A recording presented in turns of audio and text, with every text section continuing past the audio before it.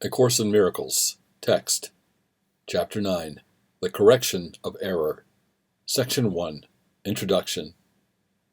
The alertness of the ego to the errors which other egos make is not the kind of vigilance the Holy Spirit would have you maintain. Egos are critical in terms of the kind of sense they stand for. They understand this kind of sense because it is sensible to them. To the Holy Spirit, it makes no sense at all. To the ego, it is kind and right and good to point out errors and correct them. This makes perfect sense to the ego, which is totally unaware of what errors are and what correction is.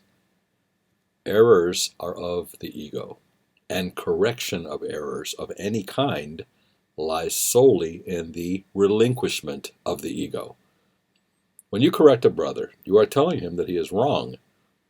He may be making no sense at the time, and it is certain that if he is speaking from the ego, he will be making no sense. But your task is still to tell him he is right. You do not tell him this verbally if he is speaking foolishly, because he needs correction at another level, since his error is at another level. He is still right, because he is a son of God. His ego is always wrong, no matter what it says or does.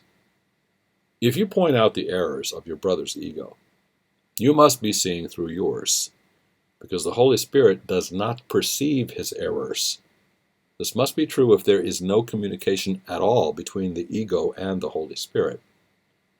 The ego makes no sense, and the Holy Spirit does not attempt to understand anything that arises from it.